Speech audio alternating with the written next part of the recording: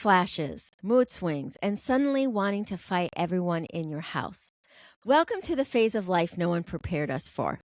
If you ever thought, is this menopause or am I just done with everyone's nonsense? This episode is for you. Today, we're talking to a menopause coach who's here to break down what's actually happening to your body, your brain, and yes, your patients. Because apparently, it's not just us, it's hormones. We're getting into the real stuff, the symptoms no one warns you about, what actually helps, and how to survive this phase without burning your whole life down or at least minimizing the damage. So, if you've cried over nothing, forgotten why you walked into a room, or considered running away to a quiet hotel alone, same.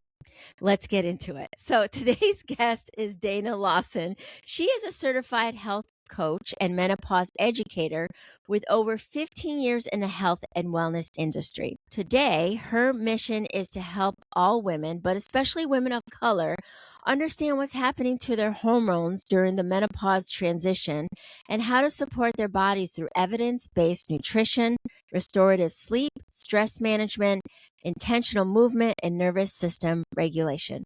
Welcome, Dana. Thank you so much, Lisa. I'm so excited to be with you this afternoon.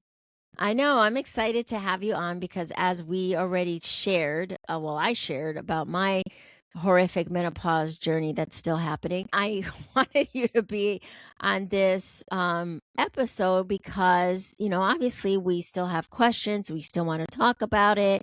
And, I always feel like there's more to know.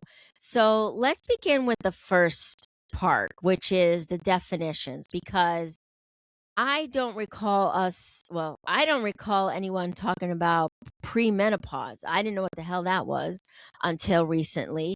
And I just thought menopause, you go into menopause, that's it. So, talk about what is premenopause, what's menopause, and then what's postmenopause, and what's the difference between all those three? That is a very, very good question. And just a brief definition so that everybody understands. I think when women refer to premenopause, they actually mean perimenopause. Perimenopause is that time, peri meaning around, and then so this is the time before your menstrual periods stop altogether, and it's characterized by fluctuating hormones, especially, we'll talk more later, but especially estrogen does this wild up and down. It peaks, it drops, it peaks, it drops. And, there's a steady decline of progesterone. And, some women even experience testosterone decline. So it's like the perfect storm. You're, in your late 30s, early 40s, and you have career progression, you may have started your family a little bit later, and now you're experiencing mood swings or uh, weight gain, brain fog, joint and muscle pain out of nowhere, it seems, and you are not sure where it's coming from. And so you attribute it to other things. Hey, I'm stressed out because I've got, two under two at home. I have this new role in my job, and, I'm a senior manager, I'm a director now, or whatever the case may be. And it's just a lot of stress. Or you could be like me and you're taking care of older parents. So it's just a lot going on, but perimenopause is the time before your menstrual cycle ends and is characterized by erratic swings of hormones and the mood swings, weight gain, brain fog, joint and muscle pain. Also, many women experience dryness, vaginal dryness, and things like that. Menopause is when you have gone 12 months without a menstrual cycle. That is it. Menopause just, it's a period in time. It's just that one day. It marks the end of fertility. Your ovaries have retired. They've done their job your entire life, and now, they're done. And so, a woman is no longer able to bear children. And for some women, they're like, yay. And then others are like, ugh. But it's just that moment in time. It just marks 12 months without a menstrual cycle. But menopause and peri, as we'll talk later, it's the start of a lot of metabolic change. Like your all of your body systems are affected. It's not just about reproduction. So then postmenopause are those year is every day after you go 12 months without a menstrual cycle, and that's where you'll be the rest of your life. Okay. Well, that explains my divorce. But anyways, um There is such a thing as gray divorce, and a lot more women, have, get divorced or are starting to have marital trouble during perimenopause. I can sense that. Yeah, that makes sense. Okay, so what is the biggest misconception with menopause? I mean, I can name a few of them for myself because I was still like trying to figure out, well, what the hell is it? Like, what is that? Is it a thing that just happens and boom, I'm in menopause? Like, what is it? So, what are the biggest misconceptions that you hear that you've heard from women? Well, I wanna that's such a good question, Lisa, and I think I wanna address the one that you had. It Mhm. because it does feel like it's so sudden. You feel like everything's fine, and then you wake up and it's like, "What just happened?" Rewind to yesterday, last month, last week, last year. But actually, these changes start to take place around 35. 35 years old is when a woman will start to experience a natural decline in progesterone. Now, progesterone is the calming hormone. It it regulates brain activity, and progesterone has so many other functions, including building bone. So progesterone, which induces calm and relaxation. It gives us a sense of stability, mental, emotional stability. Once that hormone starts to decline, most women experience it's their sleep starts to be disrupted.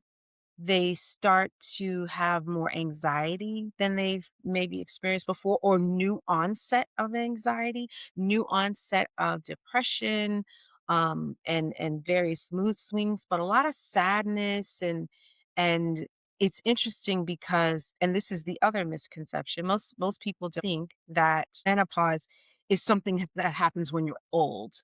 Mhm. Right? Like, that's an older woman thing. You gotta be like, and I don't wanna say 50 because I'm almost 60, but, Mhm. they think of it in those terms. When you're Mhm. 60, you're 70, and that's menopause. And that is absolutely not true. Those changes start to take place at 35.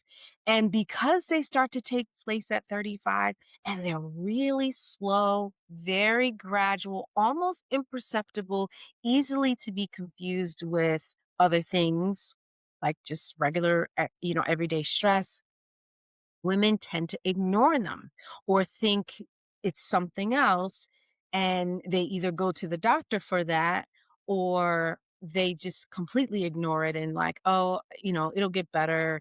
I'm just going to muscle through. I don't have time to stop and worry about this. I've got too many other things going on. And so they're going to go years experiencing those things. And as time continues and those hormones continue to drop, then you get deeper into those symptoms. So it doesn't happen overnight. It's happening gradually, starting at around 35. So let's just say, Lisa, a woman starts, she's losing her progesterone. So she's not handling stress as well as she did in the past. And she's about 35, 36 years old. By the time she's 42, that's 7 years that she's experiencing hormone fluctuation and variability. And she hasn't taken notice until now the hot flashes are starting because estrogen, or the most potent estrogen, which is estradiol, it goes up, it goes down, it fluctuates really wildly. So sometimes you'll get enough estrogen to cause the eggs to ripen, and the ripest egg will be released. You'll ovulate, and then sometimes you don't get enough estrogen and you don't ovulate, or so that's going to affect your emotions. It's going to affect your sleep. Estrogen is linked to temperature regulation in the body, and so therefore you get the hot flashes during Mhm. the day, night sweats at night, and it's the whole discomfort of that. So that's 7 years. And so by the time that a woman reaches menopause or goes a full consecutive 12 months without a menstrual cycle, she's around age 51. That's the age in the US. It's around 51. So she's already been experiencing these symptoms for 10 years. Wow, that's crazy. Man, so do men have menopause? And why Actually, not? actually they do. It's not called menopause. I know I hear a lot of people say, yeah, they have a menopause out there. It's actually called andropause. And Oh, so their dominant hormone, now men have progesterone and estrogen as well, but their dominant hormone is testosterone.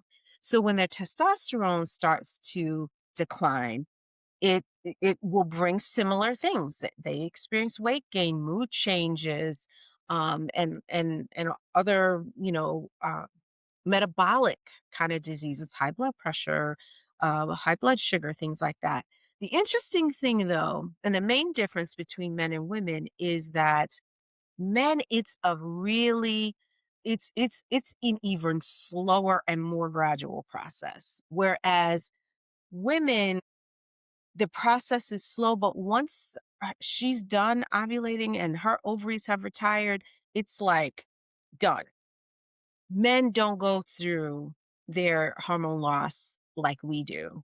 And so we experience it differently than they do, and their symptoms are not quite as dramatic as ours can be. I was Ours gonna say traumatic. I was gonna say traumatic, but it's pretty much the same. that too. Yeah, that too.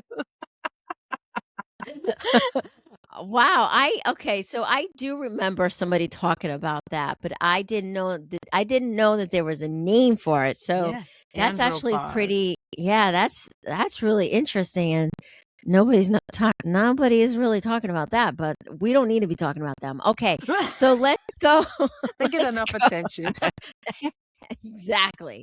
All right, let's talk about the emotional or identity shifts that women go through during menopause, because I mean, this is like, I mean, if I could think about my my journey, it's like, who am I going to get today? It's like a box of chocolates. So, Some you put in your mouth and you're like, ooh, I'm throwing that back in the yeah, box. let's first talk about what that looks like for some women. Because when I say emotional or identity shifts, maybe people don't know really what that means. What does that look like? And I'm sure it looks different for different people. And maybe what can women do about it? Yeah. So identity shifts happen because remember, and I'm just gonna backtrack just a tiny bit and talk about the hormones again. So when we think of estrogen, progesterone, testosterone, most of us consider those to be sex hormones, Hmm. hormones that are used for reproduction and reproductive purposes only. So for women, that means menstrual cycles, pregnancy, and then, menopause. But actually, we have estrogen receptors in every single cell, every single organ of our bodies. So when that loss is felt, it is a dramatic occurrence, because Hmm. now it's going to affect not just your brain and the brain fog that we commonly hear and Hmm. maybe have experienced ourselves, but now we're talking about our low tolerance for certain things.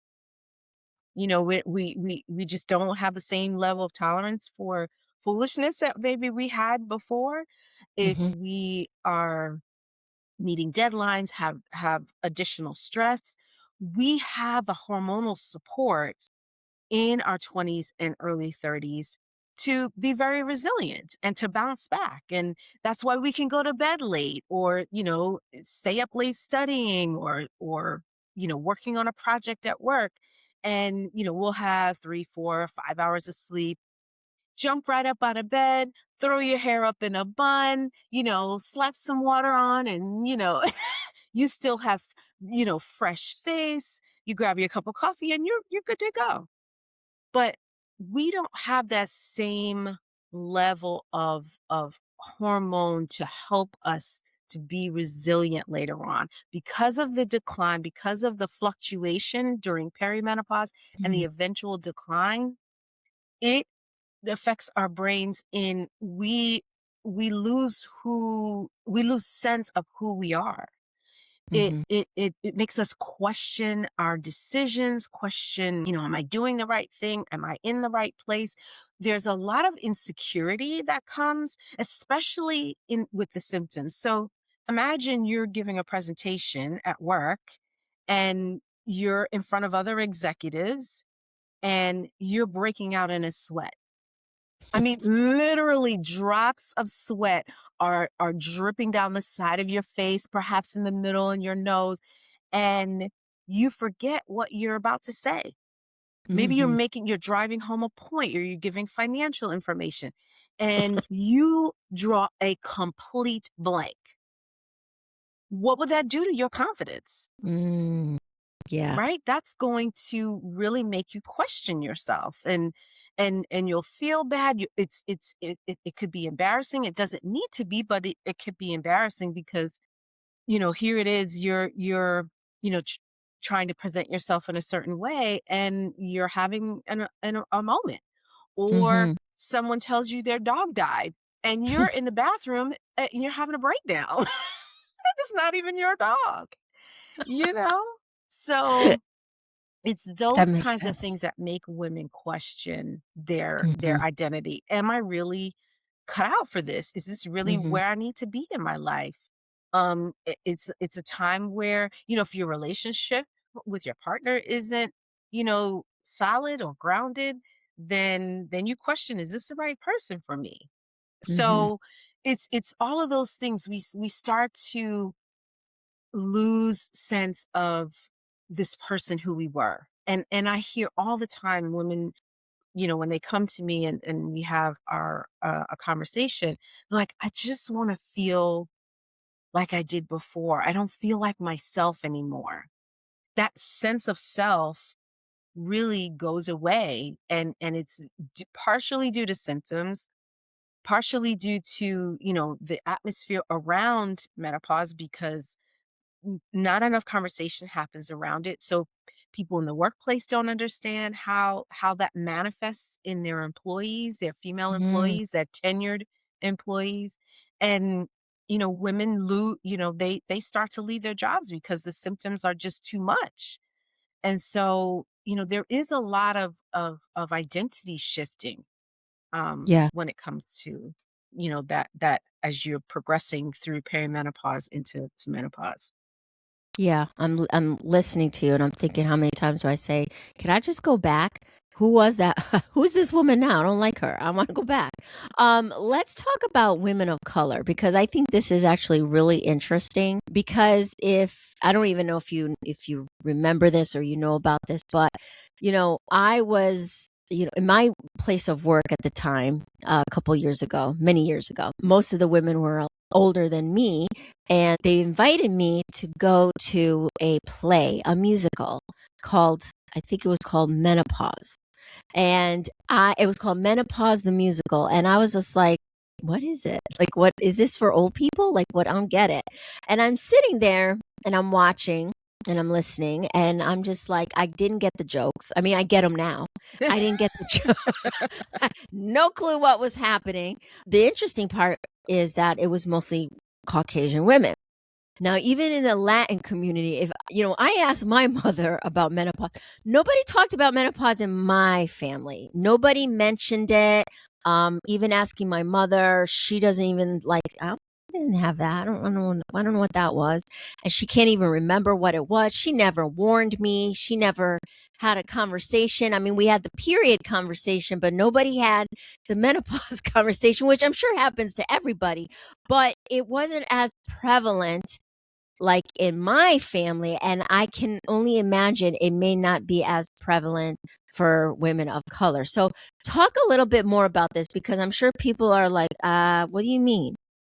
Why is there a gap with the women of color and Caucasian women and menopause? Yeah. There was a study, it's called the SWAN study. It's a study of women across the nation. And so they had um, African American women, Latina, Asian, Caucasian women, and they followed these women as they, went through the loss of their hormones in, perimenopause and menopause. So what they found is that Black and Latino women experience this more severe vasomotor symptoms. That's the hot flashes and night sweats. They have more sleep disruption, and their symptoms start on average a couple of years earlier than Caucasian, and they last a few years, a couple of years longer. So what does that tell? What does that data tell us? That tells us, and the other thing about all of those symptoms, we report them the least. We don't talk about it. Like other cultures, if they're experiencing those things, they will go and talk to their doctor about it. But we'll sit in the doctor's office. Well, how you doing, Miss So and So? And hey, how long has it been since your last period? Oh, okay. Or you're experiencing anything? I mean, even if you get those questions these days, but we won't. Oh no, everything's fine. Yep, we're doing good. So those statistics show that not only is the suffering more intense, it's longer and starts earlier. We don't talk about it. We just keep going and we don't mention it. And the sleep disruption is significant because think about w- what happens if you don't get enough sleep, right? Mm, It affects your brain in addition to mhm. already, what's going on. Less sleep equals more insulin resistance. Our cells become less sensitive to the signaling of insulin on our cells. So that means that instead of our body utilizing, carbohydrates for energy, we get into fat storage mode. If you're not sleeping, you normally or look for something to give you energy. Usually it's caffeine and sugar. Caffeine is a huge culprit for hot flashes and night sweats. Sugar, it gives you a quick boost, but then a sudden drop. So that if you had your morning coffee and a donut or a bagel at 8 o'clock, by 10 o'clock, you're starting to get that slump again. And your body is looking for energy. Um, your brain runs on glucose. That's its preferred source of energy. So when that energy dips, your brain says, I need some sugar. And that's where we go. And so we're constantly on this blood sugar roller coaster, spike and dip, between breakfast and snack and lunch and another snack, because you're grabbing things to try to stay awake. Right. And because of the lack of insulin sensitivity, sugar stays in the bloodstream longer than it should. It's not pushed out into the cells so that we can use it for energy. So that's where the weight gain comes from. But it's it's all in your body's effort to make compensation for what the hormones are doing. If your hormones are fluctuating like this, your body is looking for homeostasis or stability, and it has to find it somewhere. And so therefore, the cravings and, other ways that your body compensates for the hormonal fluctuations. Wow. Usually I just fall asleep at work. But anyways, let's Love it. let's let's talk about Dana. I did not know about this study. You are the first person, and I've No. had a couple people. Yeah, you're the first person. I am in shock because I've had other people come here and talk about menopause, and this is the first time that I've heard anything like this, and I'm just like, that makes sense because I've experienced it and still experiencing it.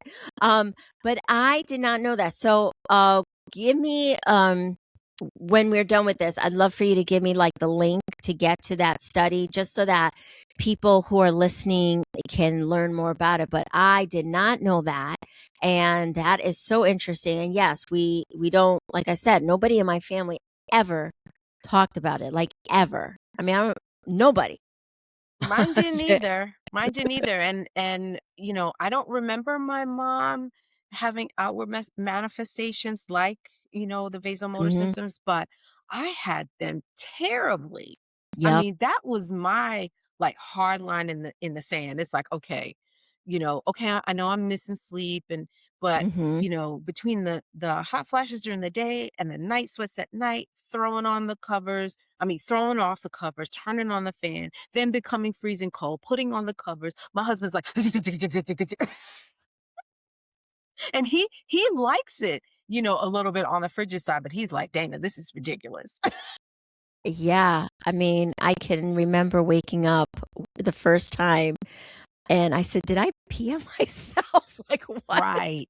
What? It was like So, soaking wet. And I'm yeah. like, what is going on? And I remember telling my mother, do you think she said, oh, maybe it's menopause? No.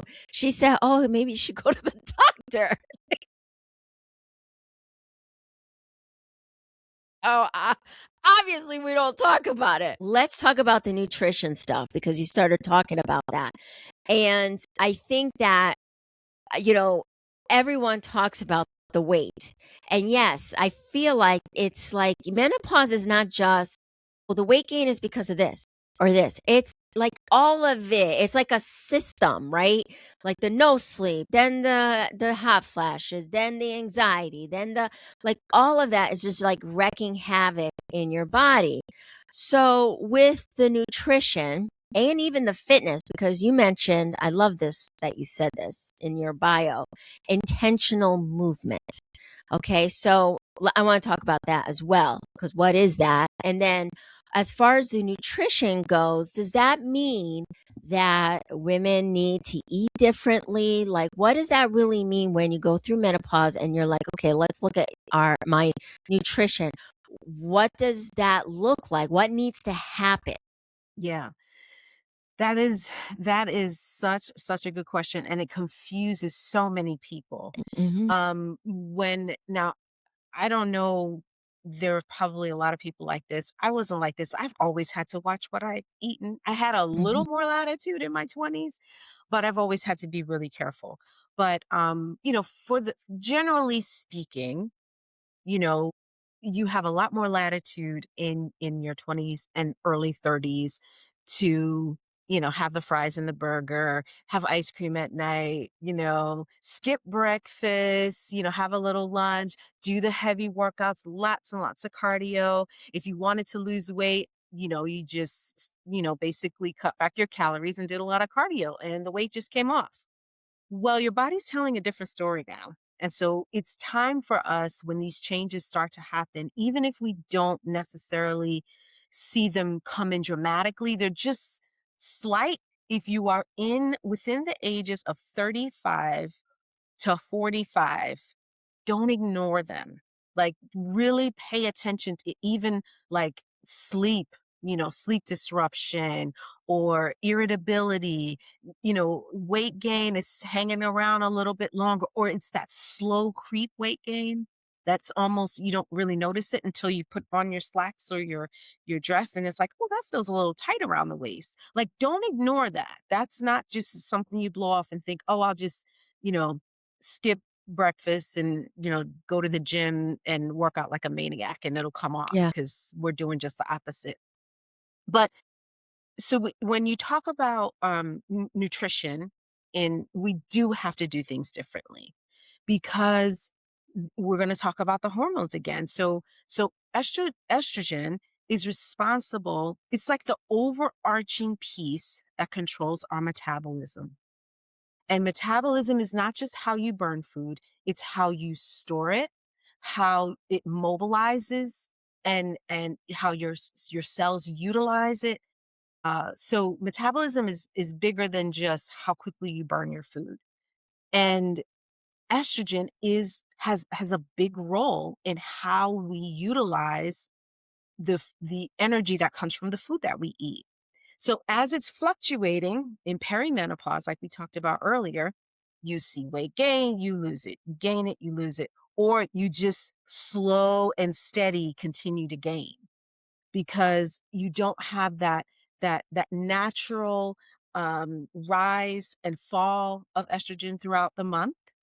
It's very erratic. So it's going to play havoc on your metabolism. The other important thing is that when estrogen starts to fluctuate, we talked about how it affects blood sugar. Estrogen also keeps our blood vessels elastic to accommodate for the blood flowing out from the heart and also returning to the heart. We have estrogen receptors in our heart muscles. So when we start to lose it, and in the blood as well. So when we start to decline in estrogen or it fluctuates, then those blood vessels start to get stiff. Our blood gets a little more sticky. So then it's easier for that plaque to build up within the blood vessels and arteries of the heart. So what happens when plaque starts to build up? Then it means it needs more force. The heart has to work harder to pump that blood through those blood vessels. And that creates a rise in blood pressure. So it may not be, that it rises immediately. It's just slow, gradual, right? So if you're not really paying attention, if you're not taking your blood pressure at home or you're going for your annual visits, it could look like, wow, I never had high blood pressure before. What just happened? Well, it's been happening. Wow. That it's been happening. So you have to be concerned about now your cardiovascular health. And Hmm. as it relates to metabolism, the loss of estrogen contributes to muscle loss. And so maybe our diet hasn't changed. Maybe our activity really hasn't changed, but our muscles have changed because now we're losing estrogen. And so it's important for us to then support the maintenance of muscle because we're going to lose it, and our bodies are going to store more fat when we lose estrogen. So we have to change what we've been doing from a nutritional standpoint and a movement standpoint. Cortisol is an important hormone. We need it, but we don't need chronic stress. We don't need to chronically be in a state of stress. And losing our hormones creates stress. It creates stress on the body. So even if you're doing all the right things, your body's going to naturally be stressed because your brain has sensed, oh man, she's losing her hormones. We've got to protect her. So we got to Right. slow the metabolism down. We have to you know, we have to get our source of energy from sugar and things like that. Hmm. So it's really important that our nutrition that we're making sure that we're getting protein at every single meal. We get adequate amounts of fiber because fiber helps to the feeling of satiety as well as protein Hmm. and keeps us regular, right? And that keeps things going in our system. So carbohydrates are necessary. We don't want to demonize those. We need them. Our brain, our body, our muscles use it when we exercise. So we should have whole food, carbohydrates from whole foods. Really try to cut back and eliminate refined sugars, white bread, highly processed foods. There is some processing to chicken and beef and fish and things like that. But we're talking about highly processed foods. So your boxed, your canned, those kinds of things, your donuts and cakes and pies and ice cream and, that kind of thing. So um, we have to accommodate for that, the loss of hormone with adequate nutrition and really solid nutrition. And that has to include protein at every single meal. I know. No more donuts, no more Hostess, no more like, it's just very depressing, and, it's interesting, because I did definitely experience that, like, I was working out, I was doing all the things, and it was a slow creep. Like, the weight's just like, "Oh, well, it's just 5 pounds. It's 10 pounds. Right. Oh, oh my god, it's 50 pounds." Okay, Where'd no, that it's come never from? and then it's like, I hear how women are trying to, like, overcome that, like, "That's not gonna happen to me." Girl, it's gonna happen to you, It's okay? gonna Whether you happen. It's hey, gonna you happen. can't outrun it, Right. You so, can't outrun it, you can't uh, out diet it, uh-uh. you can't out exercise it. It's going to No, happen. Here's the great exactly. thing though. When you have a more balanced plate and you make protein a priority, protein takes a long time for your body to digest. So it keeps you fuller longer and it really helps with the sugar cravings because maybe your body needs more protein, but the quick source is a carb, a highly refined carb. But if you have the protein that you need to have, then it will keep you satisfied. It will give your cells the amino acids that it needs. And it really does. If you have enough protein with each, your main meals, it really does combat the sugar cravings. Most times we are craving sugar again because our brain uses that to function. But if we have enough protein, the craving for sugar is less. Yeah, yeah, I know, it's just God. It's just Jesus. Alright, so, Not saying you with can't ever have, your cookie or your ice cream or whatever. I mean, we have to be balanced, right? yes. There's enough should and shouldn'ts Mhm. around, what you should do in midlife. But protein is a non-negotiable. Like Yeah, sleep is a yeah. non-negotiable. Yeah, absolutely. On the topic of nutrition, let's talk about alcohol. Um, so I have noticed I've noticed that I really don't drink anymore because alcohol does not do well in my body anymore. It's not fun anymore. In fact, Mhm. I was at an outing with a bunch of women that were in my age group, and we're like, "Remember when we used to enjoy alcohol?" And I'm like, "Oh my god, they too don't feel it. Like, it doesn't feel good. It's a hard hit.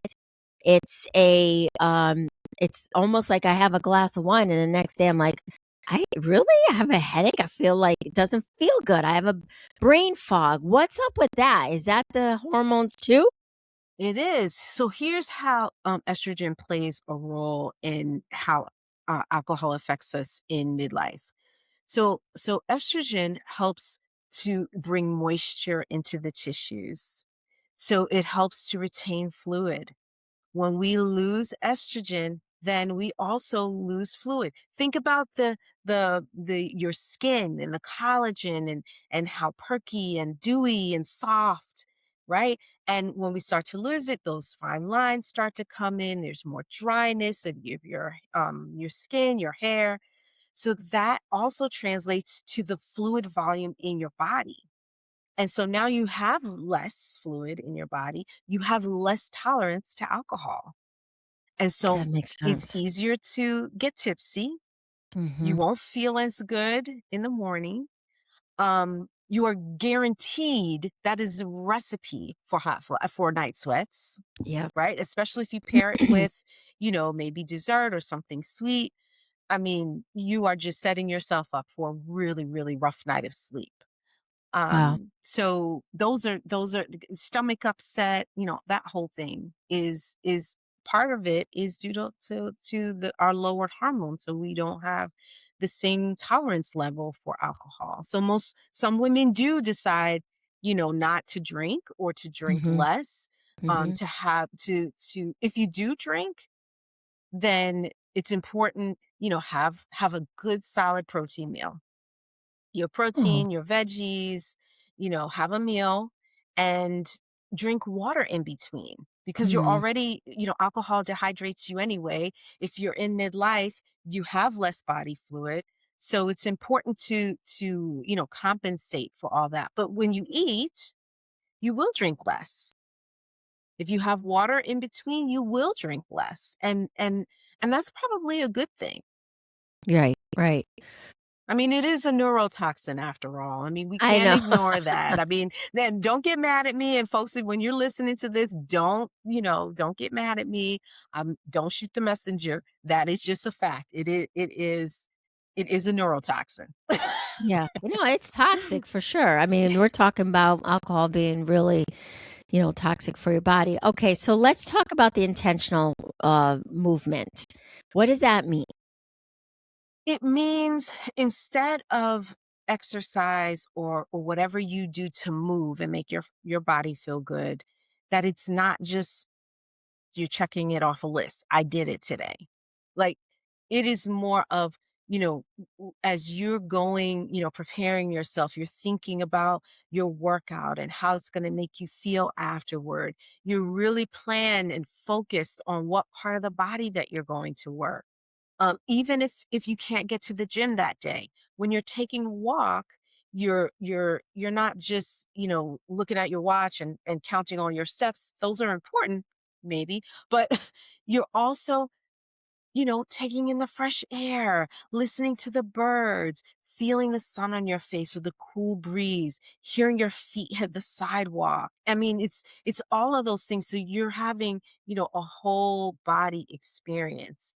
And your intention, like you're doing it because you want to feel good. And I read an article about exercise and how women who stick with an exercise routine don't do it for weight loss. They do it for the mental, the mental release and the how it helps you to adapt to stress better, and also because of how they feel afterward. They become addicted to that as opposed to, okay, I didn't lose any weight. Because Right, if you don't, then you stop. But movement is important. Our bodies were made to move. So when we don't, our joints hurt, we gain weight, we have more brain fog, we're depressed. And when we exercise, when we move our bodies, when we make it a point, like I want to love on my body today. How am I going to do that? I'm going to go out for a vigorous walk. I'm going to take a bike ride. I'm going to, work in my garden. I'm going to, join a class. Those are the things that, we can do to really love on ourselves during that time. And it combats those feelings of, I don't look good. I don't feel good. Everything's changing and I don't like it. right. It helps to change our brains to make us feel better and give us Yeah, more energy. And many women suffer with low energy during perimenopause and menopause. So it's an energy boost as well. I love that. I'm all about that.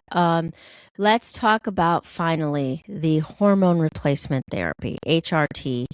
Um, and what is your stance on it? And when we take HRT, is this going to help us? Do we take it forever? Like, what is this all about? So, my stance on HRT, I am a huge fan. I'm a huge proponent for hormone replacement therapy. I think that it's another tool in your toolbox. It's not a magic pill, it's not a quick fix, and it could be a Band-Aid if you're not doing all the other things. So to get the most out of hormone replacement therapy, it's really important to have your sleep dialed in, have your nutrition dialed in, make sure that you're mitigating your stress and that you're getting adequate nutrition. So like all of those play a huge role in completing the entire picture.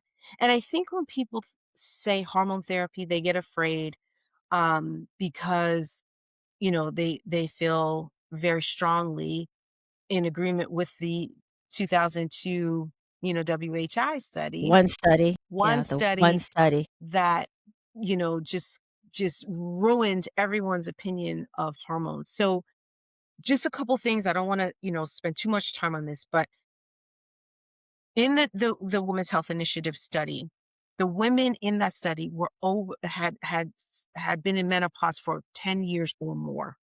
They were smokers. They were already in poor health. So probably already the beginnings of cardiovascular disease, and what they were unhealthy, and they were older women starting hormone therapy. The mode or the type of hormones that they were using were not bioidentical. They were from horse urine. They extracted estrogen from the urine of a pregnant female horse. So you have, it's estrogen, yes, but it's not human estrogen. It's from a horse. So molecularly, it is not the same as what we produce in our bodies. And then the progestins are synthetic. So they're not the same atom for atom. It is not the same molecular structure as the progesterone that is made by our bodies. So Mhm. now you have older women with high risk and for other conditions, and then you're giving them synthetic hormones. There's bound to be things that can go wrong with that. And that was only the first arm of the study, said that they had an increase in breast cancer. And it was really, when they look back at the data, it's a small increase. The second arm of the study, which doesn't get as much press, were women who were younger, who were within 10 years of menopause, were taking estrogen only, even the horse's estrogen. And they saw a slight decrease in breast cancer. So the data was misinterpreted. So before the Women's Health Initiative study, do you know that hormone therapy was the most prescribed medication in the United States for women? Wow. Like Wow. many women, thousands of women were on hormone therapy. Wow. So when the results of the WHI study came out, I mean, everybody pumped the brakes. But now after they've reevaluated it, they've seen that there were flaws in the interpretation. So the other part to it, and this is not to make light of cancer. Cancer is dangerous. Cancer is scary, and it does affect many women. But let's be clear: in midlife, heart disease is the number one killer of women. Period. So, and what causes that? Low estrogen. We Yeah. don't have the heart protection for our heart, our blood, and our blood vessels when we lose estrogen. Here's the other important thing. The hormones that we can use in hormone therapy are bioidentical. And those bioidentical hormones are exactly the same, atom for atom, to the ones that we make in our body. So we're not putting anything unnatural or Mhm. harmful in our bodies, and we're not replacing it to the point of a 25-year-old. So it's, for most women, it can be a very safe, effective option, and it is the gold standard for symptom relief.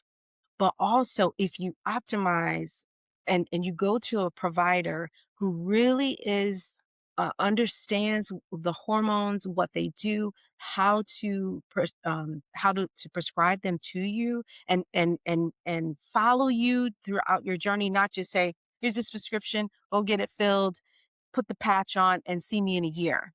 Like, if they really are your partner, and they're really invested in seeing you do well in your overall health, in Mhm. addition to symptom relief, then they're going to follow you. They're going to titrate up if you need more. They're going to titrate down if you need less, and they're going to customize the hormone therapy to suit you and what your body needs. So what you need is going to be different from someone else. It's really not a one size fits all. It requires customization, a savvy doctor who really understands how to prescribe and really care for and watch the woman and help manage her so that she can be optimized. And it takes us to be open to Hmm. feeling better and letting go of outdated, incorrect information. Thought it was gonna take care of everything, but I hear what you're saying. I thought it was the magic pill, but you're right. And yes, the heart situation is the biggest thing for me as well. So when we take these a hormone replacement therapy or hormones, um, does that mean that we have to take it for the rest of our lives? Like, are we trying to? So we're going through menopause. There's a decline in hormones, and then we take HRT to give us the more hormones or to balance us out. Like, what is this? Okay. So, I want to just backpedal a little bit when it comes to like administering hormone therapy. So, there is an age window where it's most efficacious. And it's the 10 years from your last menstrual period. That is the ideal time to start. Um, you can start in perimenopause. Perimenopause is that start of metabolic decline and health decline. So perimenopause is really the best opportunity to get ahead of your health and look at, starting to replace some of these hormones that you're starting to lose, because it affects so much.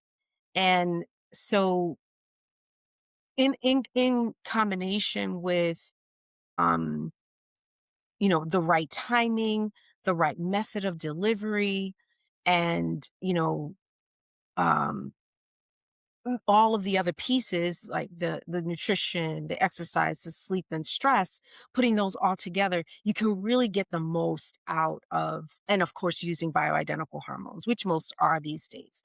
But you can really get the best out of your hormone therapy. Now, how long should you take them? So the Menopause Society has changed their positioning statement. And so it used to be where you take them for up until 60ish, and then you stop. But if women stop, their symptoms are going to come back, and that they're going to Mhm. lose the protection that they've been trying to give their bodies, their brains, their bones, cardiovascular system. So now the statement is a woman can continuously take them. So and so you think, oh my gosh, well, I got to take this for the rest of my life. Well, if you were a diabetic and you had to take insulin, how long would you have to take it? Right, right, Right? If you had a thyroid issue, if you had an underactive thyroid or an overactive thyroid, if you had to take thyroid hormone, how long would you have to take it? right, right. Vitamin D is a hormone. Mm, And if you don't, and especially with melanated skin, with black and brown women, you have to take a supplement. You're not going to get enough just being exposed to the sun right, because of our skin color. So it only makes sense. Why would hormone therapy be any different? right, right. Okay. That's good to know. So let's talk about working with you. What does that look like? You meet with clients and, is there a process? What does that look like?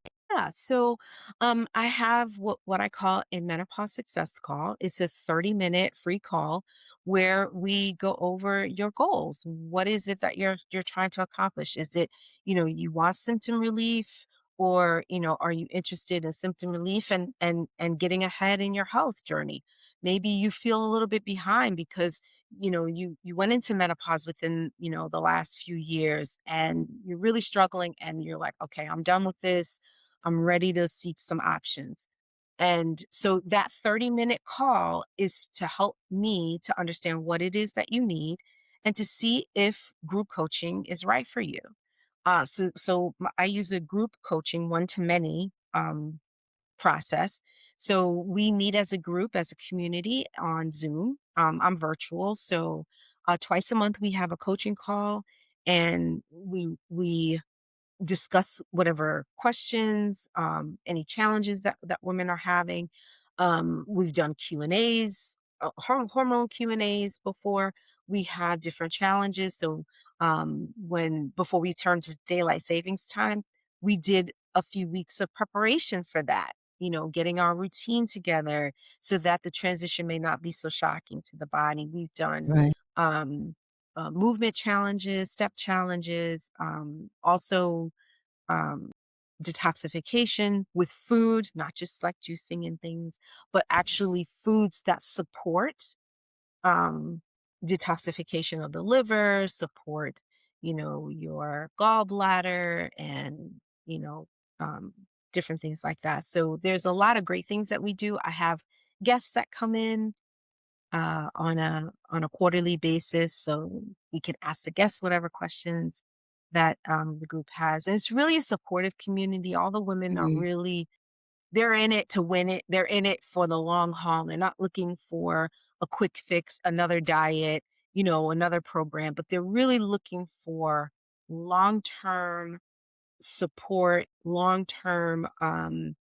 results and sustainable solutions, not just those quick fly by night. This is the time where we need to level out, stabilize, make sure that we're making decisions from a really grounded and solid place of thorough education and decision making, not it's the next trend that I saw or everybody else is doing it. I may as well try it. Like you need to know why.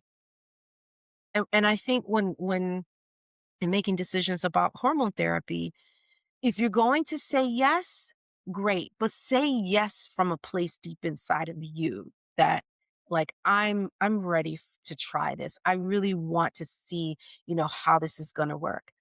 And if you're saying no, like be grounded in your no. Understand what you're saying no to and not just say no because everybody else is saying no or an outdated study or, something like that. Like be really solid. And so that's the important piece is getting that baseline education. right.